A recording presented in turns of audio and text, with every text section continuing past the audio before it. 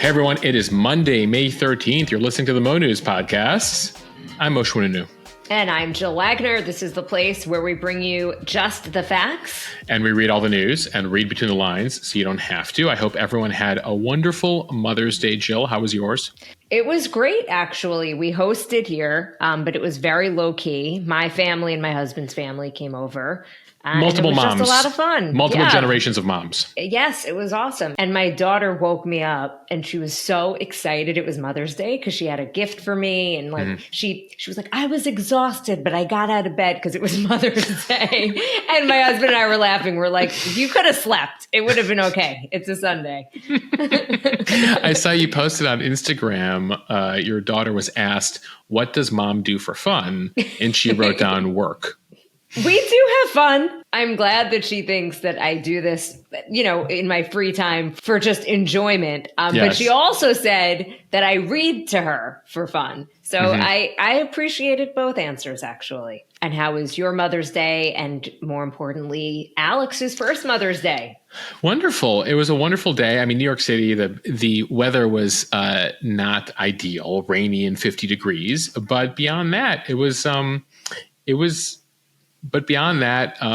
really special. It was really sweet. And it's a remarkable thing about the change in 1 year. And we just feel very fortunate to be able to, celebrate. Love Moshe getting a little sentimental on a Monday morning. I will lighten it up by saying my other favorite answer of my daughter's. First of all, that is so sweet. And I'm glad that you guys had a really nice day. And just to also lighten it up, my other favorite answer that my daughter gave when she was filling out this gift for me is she said, what your mom likes to drink. And she wrote coffee, water, and wine. She knows you very well. She knows me. Those are really the only three things I drink. All part of a balanced diet, Jill. Exactly. Okay, hope everyone had a wonderful Mother's Day. Now let's get to some headlines. A solar storm hits the Earth. Did you get to see the light show where you lived? Now to the war in Ukraine. More than 2 years in, and Ukraine is warning that the situation on its northern front has significantly worsened. And another war, the one in Gaza, Israel expands evacuation orders in Rafah. And the U.S. says it will give Israel intelligence on Hamas leaders and hostages if it limits the operation. Yeah, we'll tell you about the very complicated relationship based on the day right now between the White House and the Israeli leadership. In medical news, the first person to ever get a successful pig kidney transplant has died 2 months later. Lots of Apple news. First, Apple apologizing for its controversial iPad advertisement and why the company is revamping Siri. Hey, Siri, it's time for an upgrade. Plus, imagine being too racy for Times Square. It turns out a lactation ad just went a bit too far, Moshe. Well, and people are up in arms over this, Jill. And a lot of apologies here. Why Oprah is apologizing to America. And Moshe has on this day in history. Jill, this is a new one. We'll tell you about the invention of the table knife on this day in 1637. On the edge of my seat, Moshe. Well, and what's ironic, Jill, the table knife is curved. We'll tell you why they added that curve on this day nearly 400 years ago. Okay, let's begin with the biggest story in our solar system right now. An unusually strong solar storm hitting Earth produced stunning displays of color in the skies across the northern hemisphere this weekend. The U.S. National Oceanic and Atmospheric Administration, otherwise known as NOAA, issued a rare severe geomagnetic storm warning, the Category 5 equivalent of warnings. That's when a solar outburst reached Earth on Friday afternoon, hours sooner than anticipated. The effects of the northern lights, which were prominently on display as far south as Florida, lasted throughout the weekend and could last into this week. Although there were concerns that the solar event could bring down GPS and the power grid, there were no immediate reports of large-scale disruptions to power and communications. An extreme geomagnetic storm in 2003, which was the last time we got this level of warning, took out power in Sweden and damaged power transformers in South Africa. The sun has produced strong solar flares since Wednesday, resulting in at least 7 outbursts of plasma. Each eruption is known as a coronal mass ejection, and it can contain billions of tons of plasma and magnetic field from the sun's outer atmosphere or corona. They then travel across space and interact with Earth's atmosphere. The flares seem to be associated with a sunspot that's 16 times the diameter of Earth. And it's all part of the solar activity ramping up as the sun approaches the peak of its 11-year cycle. A lot of sun news lately, Jill. We had the eclipse, the full eclipse, and now we have solar storms. Thousands of you sent us messages and pictures over the weekend with photos of the aurora borealis seen in Washington State, Vermont, Illinois, Kentucky, Texas, Florida, places that typically never get to see it. Typically, you got to go to Norway or Iceland or Finland or northern Canada to see the aurora like this. So a reminder here on the science: the sun is 100 times bigger than Earth, just for perspective on just how enormous it is. And it goes through these 11-year cycles of low activity, high activity, low activity, high activity. We're now in a high activity 11-year cycle, and we're at the peak of that activity, the central point, about 5-6 years in now, of the high activity cycle. And so we are seeing effectively burps or farts or whatever you want to call them from the sun. I've seen various scientific explanations over the weekend. Jill, effectively the sun is burping energy particles at us. They get caught up in our magnetic field. The magnetic field, the way that they move around Earth is they then move the energy particles to the north and to the south, to the two poles, hence the northern lights. And you actually have a version of them in the south, but not many people in Antarctica to be able to see that. The penguins see an aurora in the south. It's actually called Aurora australis. But the rest of us humans in the northern hemisphere, where there's more people, tend to see the aurora borealis. That's the northern version of this. So effectively, the energy interacts with the oxygen and nitrogen in our atmosphere. And based on hitting oxygen or nitrogen, you get different colors. You get the reds and the oranges, and you get the greens and the blues and the purples. Now, again, this is all perfectly normal. The sun goes through these cycles. This does not affect our weather. This does not affect our climate. People are like, well, does this make the Earth warmer? It's coming from the sun. No, these are energy particles, but it can impact power, satellites, etc. Now, Elon Musk, among those over the weekend, saying that his satellites right now are holding up okay, despite the power of the solar storm. I did hear from some mo.news community members, Jill, in Manitoba, up in Canada, who said they were having significant GPS issues up there. We're not seeing as much here in the lower 48, but just want to thank everyone for sending in the pictures and video that they got from the weekend. Incredible, incredible pictures, even just taken on your iPhone without professional cameras. And again, we actually heard from some people, Jill, who recently spent the time to travel all the way to the Nordic countries, to Scandinavia, to see the aurora, only to then find out that they could see the aurora in Oklahoma this week. Yes, if I was in Iceland right now, I think I'd be a little bit disappointed. Although I had such FOMO because I missed it and I didn't get to see it. And I'm looking at these amazing pictures and I'm like, oh, that must be Minnesota or North Dakota. And then I'm like, Florida, they're seeing it. Arkansas, Missouri, Tennessee. We saw them everywhere. Jill, you really got to set the alerts for the mo.news Instagram account. We posted about it Friday morning. Wah, wah. Wah, wah. But there is still hope, Jill. We are at the peak of the high cycle for the sun. That's expected to last through the end of this year into early next. So there is a likely chance that we will see more of these solar burps coming our way in the coming months. I prefer solar burp to solar fart. By yeah, the way. I think let's stick with that. We'll go with burp as our metaphor. Both make noises, both have smells, and in the case of the sun, you can't smell it and you can't hear it. But we're going to go with it anyway. Jill, it's nice to have a lead story that ends in laughter, right? I was thinking the same thing. It was a little scientific for me, not going to lie, but it was a pleasure given the other news that we've been covering. All right, let's get to the serious stuff now.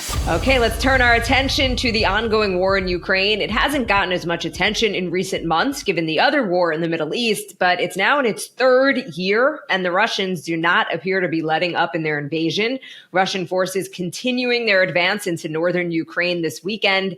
They seized a number of small towns along the border, in some cases forcing Ukrainian troops to retreat from some positions. All of these towns are directly north of Kharkiv, Ukraine's second largest city. Aid workers confirmed that Russian troops had advanced deeper inside Ukrainian territory.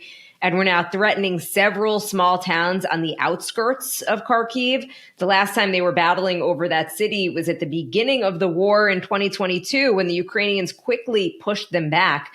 A Ukrainian military unit fighting in the area said this weekend that Russian forces were pushing hard from the Russia-Ukraine border toward the city. The situation is worsening, but Russian attempts to break through Ukrainian defensive lines had been unsuccessful so far. This is according to the Ukrainian government. It comes as Vladimir Putin announced this weekend that he was removing his longtime ally, Sergei Shoigu, as defense minister. It is the most significant reshuffle to the military command since Russian troops invaded Ukraine more than 2 years ago. He is replacing him with an economist. Putin was sworn into his fifth term as Russia's leader earlier this week, and he proposed that Shoigu take the position as head of Russia's powerful Security Council. Yeah, so people are trying to read into what's going on in the high command there for Putin right now, because some of these moves surprised outside observers of the Kremlin. Shoigu, a long-time serving minister, he assumed leadership of the defense ministry more than 10 years ago, and he's been leading Russia's military through this full-scale invasion, though he has no military experience himself, but he has been blamed for some of the failures here. And so the belief is that this economist that they've put in now as defense minister, Andrei Belosov, means that Putin wants better spending controls over their very expensive military campaign that has failed, especially to make any progress in the last year and a half. But now the Russians feel like they have an opportunity, that the world's support for Ukraine is waning and they can continue to take more territory and occupy more and more of Ukraine. Ukraine's troops are outnumbered, outgunned. They're already stretched thin, trying to defend a 600-mile front that basically runs along the eastern half of the country. Russia controls about 20% of Ukraine right now, again, sort of a cut along the east. And now they've launched the second invasion into the north towards Kharkiv, most significant one in about 2 years now.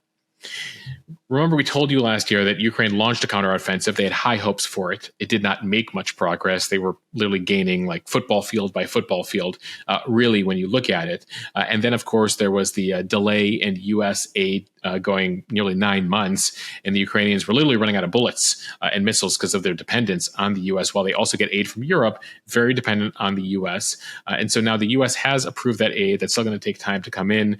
And, you know, the Ukrainian military is a smaller military. They've been punching above their weight, so to speak, but they're exhausted here. And Putin continues to hammer them and has now opened up this new front. The fear in Ukraine is that Russia is going to launch a brand new offensive this year, and they're going to be able to make much more progress as Ukraine gets exhausted here. So that's something we'll all be watching. Also, just continued questions about the end game here, how this all ends, as this is now in the third war, and much of the world has become distracted by the Israel-Hamas war. And so that's been a delight for Putin as he's continued this war. Ironically, Jill, Putin's birthday, October 7th. So many people say that his best birthday gift was Hamas's launch of the terror attack in Israel, which has distracted much of the world and allowed Putin to continue his business in Ukraine without much global attention recently. So that's why we wanted to make a point of diving into it today for all of you in the newsletter and here on this podcast. One other development, concerning development, the Ukrainian government says that there are thousands of civilians who've been arrested by Russia and are now being held in arbitrary detention. The belief is that upwards of 37,000 Ukrainians, including civilian adults and children, are unaccounted for right now. The belief is that Russia is holding them in prison as a negotiation leverage down the road to end the war. They're trying to call them POWs for future exchanges, even though in many cases they're believed to be children. So you could easily call them hostages. So that's a concerning development that has gotten some attention in recent days.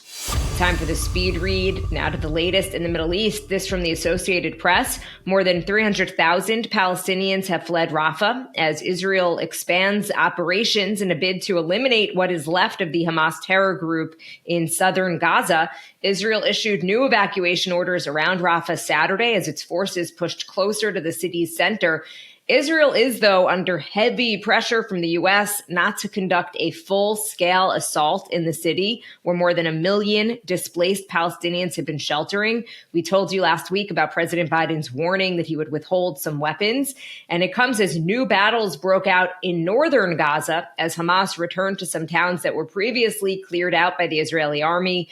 Israel headed back in to take out those new fighters. The evacuations back in Rafah are worsening a humanitarian crisis, with civilians scrambling for temporary shelter in overcrowded areas that are designated by the Israeli military. Israel's military did say Sunday that its operation in the city remains limited. Its troops moved in this week following rocket attacks by Hamas, securing key crossings and corridors and striking more than 100 targets. Israel reportedly warned Egypt that this could take about 2 months. Israeli Prime Minister Benjamin Netanyahu has said that dismantling Hamas's last intact fighting formations in Rafah is critical to achieving his war goal of uprooting the group, which has repeatedly fired rockets from the area over the past week at Israel. Hamas has taken credit for several rocket barrages in just the past few days toward military positions near a border crossing that also happens to be one of the main places that brings humanitarian aid into the Gaza Strip, which actually forced Israel to have to shut it down for a couple days because it was damaged. So the Washington Post is out with a story over the weekend, Jill, that the U.S. is offering Israel extra incentives, including new intelligence on Hamas and where leaders might be located, as well as hostages to prevent the invasion here. Basically, that the U.S. is trying to pull out all the stops here to get the Israelis to not move ahead with a full-on invasion of Rafah, which begged further questions as to why the U.S. was holding out any information on the location of Hamas leaders and hostages, given the very close relationship that the U.S. And Israeli militaries have when it comes to fighting terror, and the fact that there's 5 Americans among the hostages being held in Gaza right now. But it continues this whole situation we've seen in recent weeks where the Biden administration is sort of wavering between we love Israel, we don't love the war, we hate Israel, we hate the regime, but we're still supportive of Israel, sort of. We'll send them most of the weapons, but not all of the weapons. And there's been a bit of whiplash here as they try to navigate here, and Biden navigates his domestic political situation. Bibi Netanyahu navigates his domestic political situation.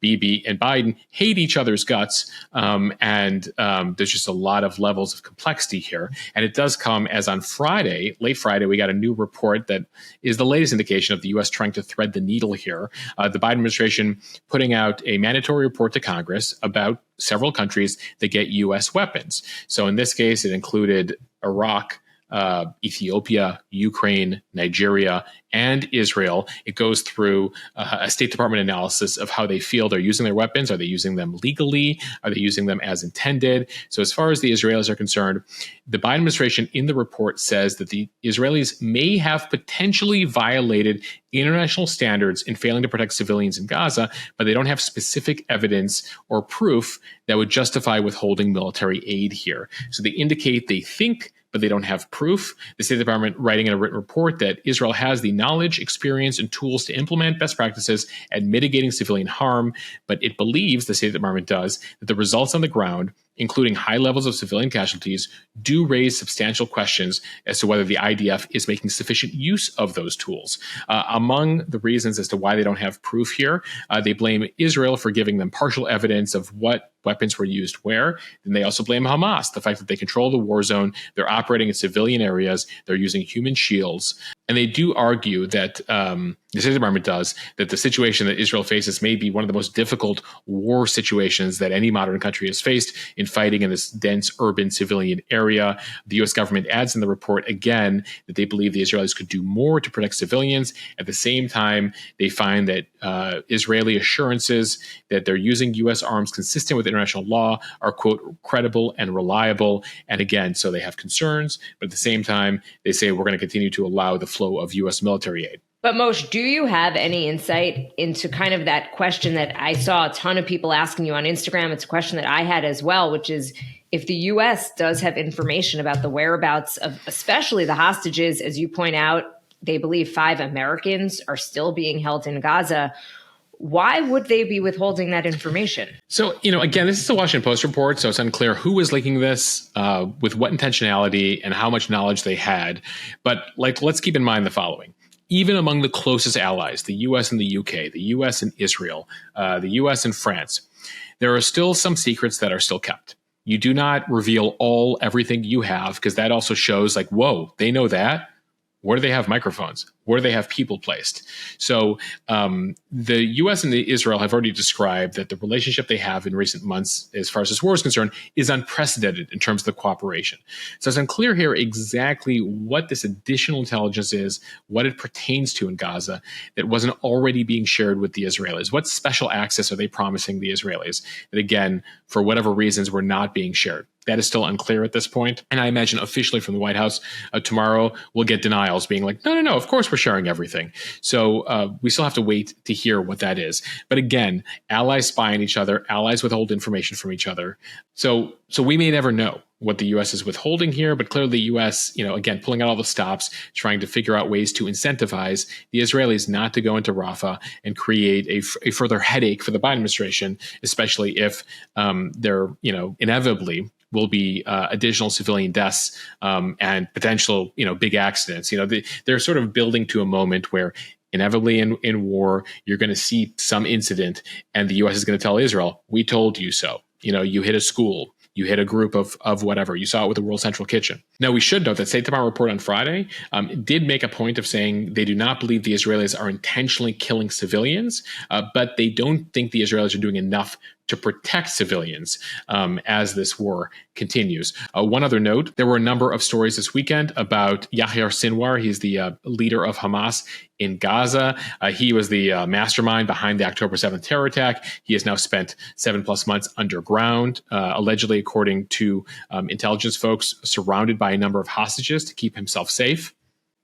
And the irony here is that he's the most wanted man and yet has figured out a way to continue to communicate and operate from below ground as the Israelis have invaded the vast majority of Gaza. The latest intel on the Israeli side, according to reports late last week, is that Sinwar isn't even in Rafah anymore, that somehow through the tunnels he's made it back into the city of Khan Yunis, which the Israelis incidentally have been in for a couple months. But somehow he's in the tunnels there, somehow he's surrounded by hostages, and somehow he's able to get messages out because effectively he still controls these ceasefire talks. When we talk about a ceasefire deal, well, guess who's vetoing or not vetoing a deal? Sinwar, from a tunnel underground, the man who started the war, still has that power because he controls the hostages underground. So, it speaks to some of the failures here by the Israeli government in this war in 7 months, that they still can't get a hold of Sinwar. They're still able to get messages out there. And by the way, we saw recently the Israelis this week are going back into some areas of northern Gaza that they had cleared out of Hamas officially because Hamas is now back in them. And this sort of is the whack-a-mole situation that you saw the U.S. face in Afghanistan with the Taliban, the U.S. face in Iraq with the insurgents and ISIS, that the U.S. will go in, clear an area, and then weeks later or months later, new parts of that group of ISIS, Al-Qaeda, Taliban, or in the case of Gaza, Hamas, have popped back up in there. And so that speaks to the larger challenge and the larger question of what is the ultimate goal here for the Israelis? Because completely eliminating Hamas appears to be an impossibility. From the BBC, some sad news from Massachusetts. The first man to receive a genetically modified pig kidney transplant has died 2 months after the operation. We learned the news this weekend in a statement from Massachusetts General Hospital in Boston, where he had the transplant. Rick Slayman was 62 years old. He was suffering with end-stage kidney disease before undergoing the operation in March. Transplants of other organs from genetically modified pigs have failed in the past, but the operation on Slayman was hailed as a historic milestone. Now, Mass General said Sunday there was no indication his death was a result of the transplant.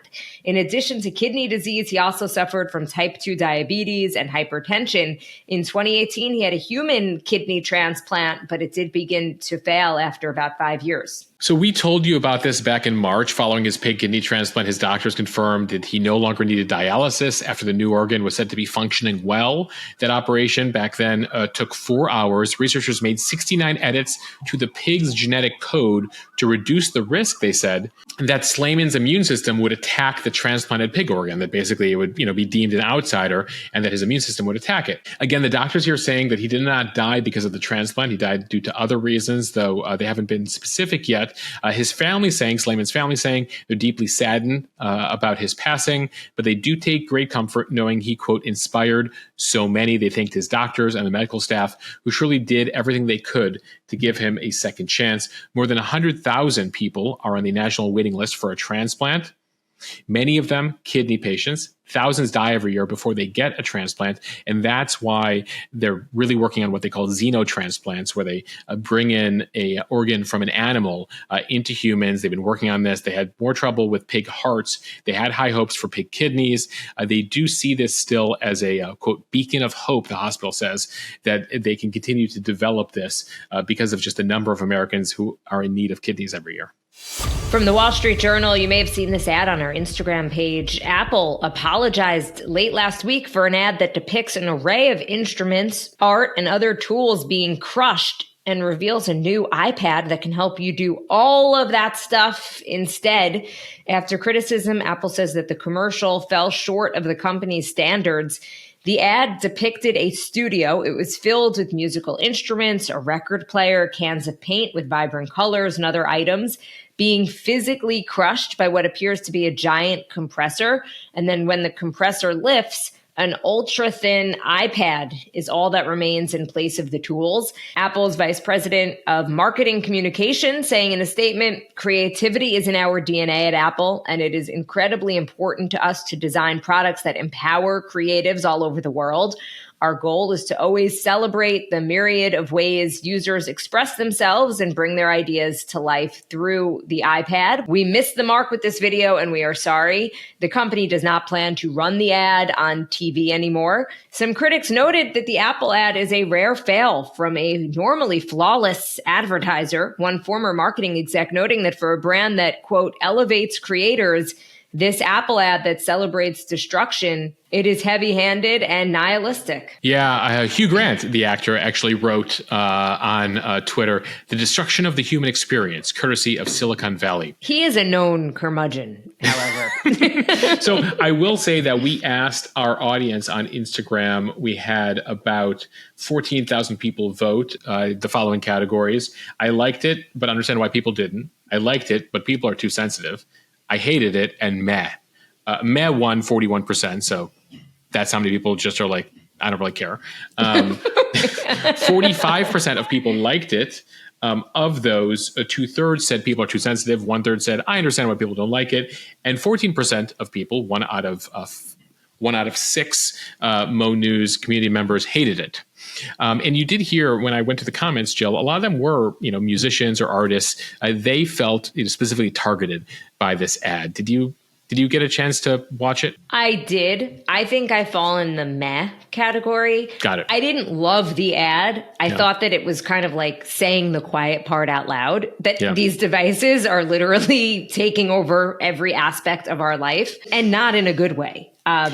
And that's what stayed with me. I wasn't offended. I just thought it was a bad ad. Though many creatives will tell you, Jill, that the iPad and some of the technology does help the creative process. That you're able to help compose your music or do your art via those devices and some of those apps. But I think for Apple, they forgot that they're a creative company and not a tech company, and so they were trying to make a very simplistic argument there. Like, look at all these things that the saxophone and the piano and the paints or whatever are all replaced by all these apps in your iPad, and people are like, I think to your point, like, don't say the quiet part out loud. Like, we like all that stuff, and we see this as a compliment to all that stuff. So Apple pulled the ad, though they got a lot of attention for it. Jill, I'm not sure as many people would know they have a new iPad out if it wasn't for the failure of the ad. So you're like, are they too smart by half? Did they know it was going to go this way? Anyway, they did announce new iPads. It's a big deal because this is the thinnest ever at 5.1 millimeters. And they are looking at iPads as a way to revitalize their business because their tablet business has really declined in the last 2.5 years. I mean, keep in mind when you get a tablet, it's not like an iPhone where you feel you need a new one every couple of years. You might keep it for a decade, and that's an issue for a company that wants to continue to sell you things. So it does come as the broader Apple business continues to slow. They are heavily dependent on iPhones, which is another issue. And Apple is still trying to make something new happen to continue to build new revenue streams. Sticking with tech news from the New York Times, Apple is reportedly planning to give Siri a major upgrade with artificial intelligence, an announcement coming next month. The goal is to improve Siri's pretty simplistic conversational chops. Sources speaking with the New York Times say that company execs realized early last year that ChatGPT made Siri look antiquated. The company allegedly decided that the large language model, LLM, principles behind OpenAI's chatbot could give the iPhone's virtual assistants a much needed shot in the arm. Apple will reportedly roll out a new version of Siri powered by generative AI at its Worldwide Developers Conference, WWDC, in early June. Jill, do you use Siri? I don't. And I feel like, is that surprising? No, some people are really into it. I've never gotten into it. And one of my frustrations is that, you try to train it on your voice and it feels like it makes things take longer than it should. And I think Apple has realized that, especially as AI is now running circles around Siri. An interesting example was brought up over the weekend that, like ChatGPT, if you say, what's the weather in San Francisco? And it tells you the weather. And then you ask the follow-up question, what about New York? ChatGPT understands that you're still talking about the weather, that you're having a conversation with it. Whereas Siri would be like, what about New York? They're like, well, New York is a city of 9 million people. You're like, no, I'm asking about weather. And so, I think that there's an understanding here that they do need to make Siri smarter. As I mentioned, Apple is trying to find ways to continue to, grow its revenue stream. iPhones make up 85% of smartphone profits, generate $200 billion in sales. So this is really important. Their big fear is that AI will create its own ecosystem of apps. And so, the AI apps will order Ubers and make calendar appointments, basically completely negating the need for Apple's app store and all of that. So Apple's sort of having a freak out now and is trying to figure out how to approach AI on its own, how to use third-party AI. And it does come after that $10 billion Apple Car project was canceled. Apple, reassigning many of its engineers now to AI to try to catch up to where some of the other companies are. From the New York Times, a controversy has erupted over a decision to replace a billboard above Times Square featuring pregnant cookbook author Molly Baz. The digital billboard featured an ad with a photo of Baz with her pregnant belly exposed and her breasts covered with a bikini top and 2 oatmeal cookies. Measuring 45 feet tall, the ad was set to play once an hour for a week. It's a promotion for Baz's Lactation cookies.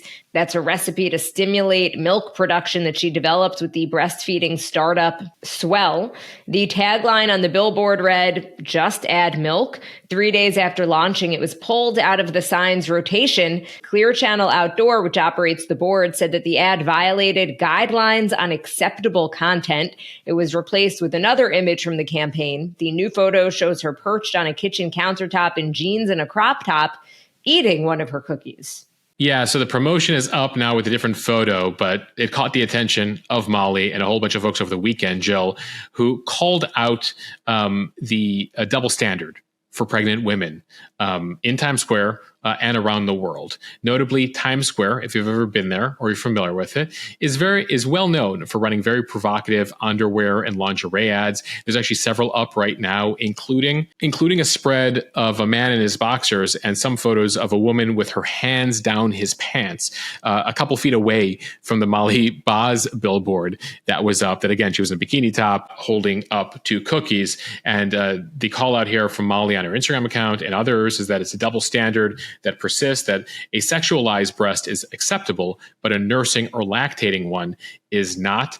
Molly wrote on her Instagram account, extremely disappointed and yet not at all surprised that our cheeky little breastfeeding empowerment campaign was deemed, quote, inappropriate and removed after just 3 days. I've done a lot of campaigns in my day, but as soon as my pregnant belly and breasts got involved, things apparently got uncomfy for some folks. Take one look at the landscape of other billboards in Times Square, and I think you'll see the irony. Bring on the lingerie, so long as it satisfies the male gaze, she writes. I don't think she's wrong. Jill, I think this story is resonating because people see the truth in that statement. The other interesting part of this is that there were some doctors and experts who were weighing in who thought that lactation cookies were cookies that were made with breast milk, not realizing that they were just kind of cookies that have certain ingredients that are supposed to help you produce more breast milk. Jill, not the first time men are opining and making decisions about things related to women's health that they have no idea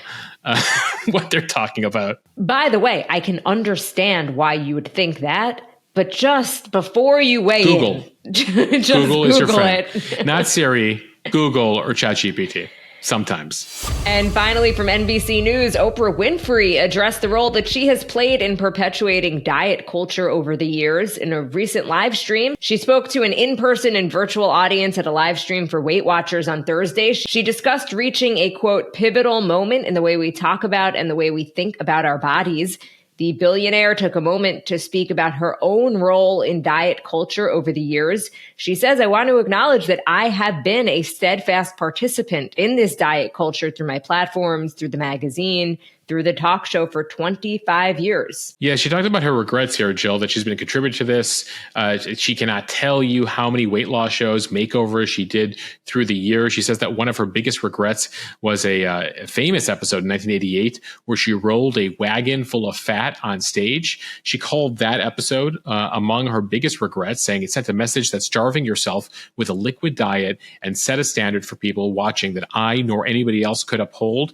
She actually admits that the next day after that episode, she began gaining the weight back. Jill, it comes as late last year, she admitted that she is on a weight loss drug, though she didn't admit whether it's Ozempic or one of the others.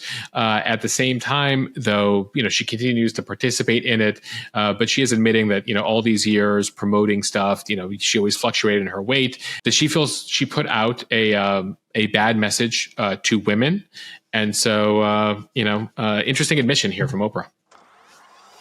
All right, now time for On This Day in History. On this day, 417 years ago, Jill, about 100 English colonists first arrived at the James River in Virginia to found Jamestown, the first permanent English settlement in North America. This, of course, is the place where the story of Pocahontas and other stories takes place. And, of course, Jamestown would be one of many settlements the English would start here in the Americas. Fast forward, speaking of the UK, on this day in 1940, in his first speech as the British Prime Minister, Winston Churchill told Parliament, quote, I have nothing to offer but blood, toil, tears, and sweat. The war with the Nazis had begun about 9 months previous. Churchill, known for his military leadership ability, took over for then Prime Minister Neville Chamberlain, who tried to appease the Nazis, sign deals with them. None of them worked out. The British decided we need someone else in his place who is actually going to fight a war here. So Churchill takes over. Just weeks after this speech, he gives another one of his famous speeches that we shall fight them on the beaches. We shall fight them on the landing grounds. It's a famous Churchill speech, as effectively the Nazis would soon take over all of Europe and attempt to take control of Britain as well. All right, on this day in 1981, the Pope, John Paul II, survives an assassination attempt in St. Peter's Square in the Vatican. He is shot and seriously wounded, but survives and goes on to serve for 2 more decades. And we promised this one earlier. The invention of the table knife. On this day in 1637, Francis Cardinal Richelieu apparently was annoyed at his dinner companions who were using knives to pick their teeth. I guess we hadn't invented the toothpick yet. So he decided to curve the knives, thereby inventing the table knives, because he felt it was inappropriate that everyone was using their knives to get things out of their teeth. Jill, we have to thank the French for many things, including the table knife, nearly 400 years old on this day. The first FM radio station on this day was launched in the U.S. in Connecticut on this day in 1939. And we end here with a little bit of music and TV history. All right, on this day in 1986, Top Gun's original motion picture soundtrack was released. This one, Jill, still gets you fired up. 38 years later, the Top Gun soundtrack out on this day, May 13th, 1986. All right, on this day, 20 years ago, one of the most successful sitcoms of all time. It was part of the NBC lineup back in the day. Frasier has its series finale. Of course, some of those characters that started on the show Cheers make their way to Seattle as part of the Frasier series. I'm glad you mentioned Cheers because spin-offs can be hit or miss. And this was one of the better spin-offs. I absolutely love Frasier. Frasier was excellent, Jill. My favorite character, Martin Crane, the father, played by John Mahoney. So you were going to say Niles. Niles was also, they had so many good characters, but the father, like the cranky old father, Mahoney, played by Mahoney, who sadly has passed away, was excellent. Who was just like, how are these two my sons? And Jill, we don't often do celebrity birthdays, but we're going to mark Stevie Wonder's birthday today. He turned 74 years old, born on this day in 1950. And hopefully somewhere he is playing his birthday song. I know he wrote it for MLK's birthday, but it is a great birthday anthem. Happy birthday to you. I mean, listen, happy birthday. The generic happy birthday, we all sing it. It's fine. But the Stevie Wonder remix really took things to a new level there. Happy birthday to you. It just doesn't have the same ring. It doesn't work. All right, everybody. Thank you for listening to the Mo News podcast. If you like what you hear, share this with your friends. It will help us grow. Follow us and subscribe so you don't miss an episode, and review us in the App Store. They really do make a difference. Anyway, thank you guys for listening. I hope you have a great start to your week today.